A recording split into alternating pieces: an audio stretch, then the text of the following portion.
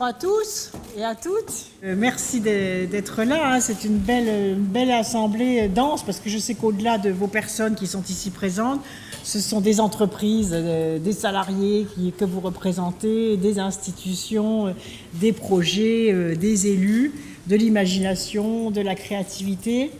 Et nous avons répondu aussi à une démarche originale de fédération des entreprises et de croisement de la fédération de ces entreprises qui se sont rassemblées avec des villes qui étaient en marche pour devenir des villes durables. Bien évidemment, je n'oublie pas aussi que, en tant que présidente de la COP, c'est un sujet crucial que l'urbanisation et la question de la lutte contre les émissions de gaz à effet de serre, puisque les villes représentent 70% des émissions de gaz à effet de serre, et 70% de la population mondiale vivra en ville en 2050. C'est donc quelque chose d'essentiel et de nombreuses initiatives ont été prises pendant la COP21, par exemple l'initiative des 1000 maires pour le climat, et la démarche Mobilize Your City, et puis surtout l'Alliance mondiale pour le bâtiment et la construction pour le climat, et la France a été à l'origine de cette coalition dans laquelle l'Allemagne est également très présente, qui démontre qu'il faut construire autrement et urbaniser autrement le territoire.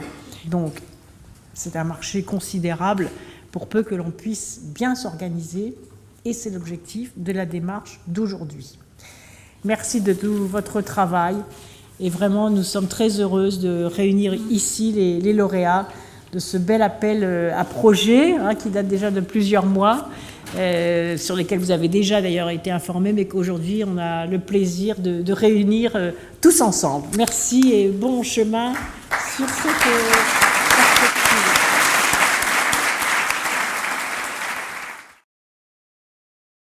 On va prendre le soleil à Marie-Galante, on va très loin en France. Pour ceux qui ne le savent pas, nous sommes très bas ici dans le bassin caribéen. Et c'est cette France-là que j'ai envie de développer à l'international avec un travail aussi avec la Commission européenne, parce que je pense que le démonstrateur doit être un démonstrateur du savoir-faire français à l'international autour de ce bassin caribéen. J'ai très vite impliqué la Commission et l'Union de l'énergie, donc, qui est en pleine préparation au sein de la Commission européenne. Nous devons être des acteurs vraiment de notre savoir-faire dans le domaine de la construction, dans le domaine de l'énergie.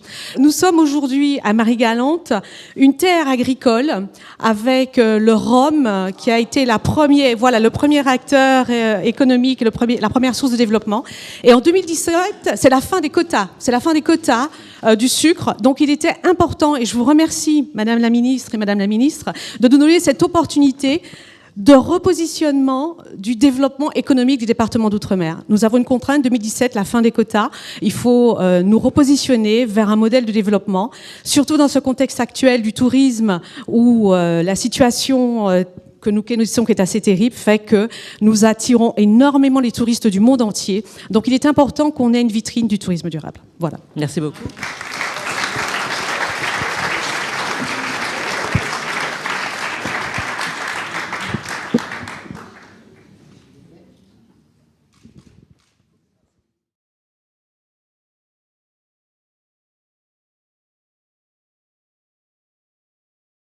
Je voulais vous remercier de votre présence. Vous avez chacun des projets qui sont très différents, sur des territoires extrêmement différents, avec des enjeux qui sont parfois très éloignés, mais en même temps pourtant très liés, que ce soit comment on fait vivre demain une station de montagne, comment on a un développement économique qui respecte l'environnement sur le territoire d'outre-mer.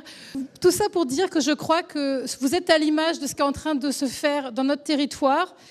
Nous sommes des élus, un gouvernement très engagé, qui veut que la France prenne vraiment le pas de la question de la transition énergétique dans tous les domaines, qui veut un gouvernement qui s'est engagé sur la conférence sur le climat, et pas simplement pour avoir un accord, mais pour que nos pays deviennent un leader de la question de la lutte contre le dérèglement climatique à l'échelle européenne, à l'échelle internationale. Et on compte en fait s'appuyer beaucoup sur ce que vous faites.